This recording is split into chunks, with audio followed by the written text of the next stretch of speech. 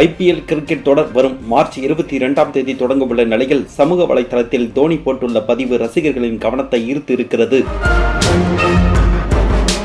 தோனிக்கு தற்போது 42 வயதாகிவிட்டது. இவர் ஏற்கனவே கடந்த சீசனில் கோப்பை வாங்கிய பிறகு ரசிகர்களுக்கு பிரியா விடை கொடுப்பார் என்று எதிர்பார்க்கப்பட்டது.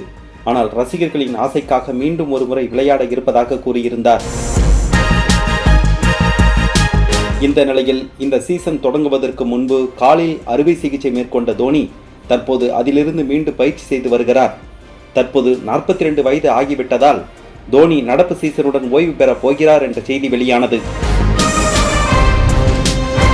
இந்த நிலையில் தோனி இந்த சீசன் முழுவதும் விளையாடாமல் ஜடேஜாவுக்கு கேப்டன் பதவியை கொடுத்துவிட்டு அவர் பயிற்சியாளராக செயல்படலாம் என்று கூறப்பட்டது.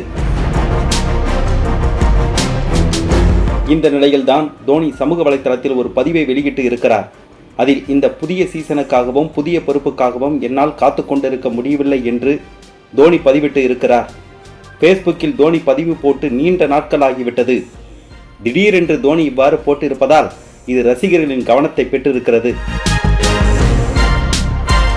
இதனால் தோனி முதல் போட்டியில் விளையாடிவிட்டு பிறகு பயிற்சியாளராக மாற வாய்ப்பு இருப்பதாக ரசிகர்கள் கூறுகின்றனர்.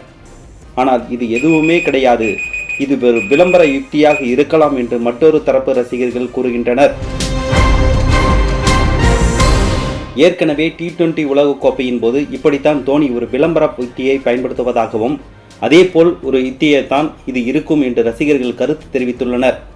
அப்படி இது ஒரு விளம்பர யுக்தியாக இருந்தால் நிச்சயம் இதுபோல் தோனி ரசிகர்களை வைத்து இப்படி விளையாடக்கூடாது என்றும் சிலர் தெரிவித்திருக்கிறார்கள்.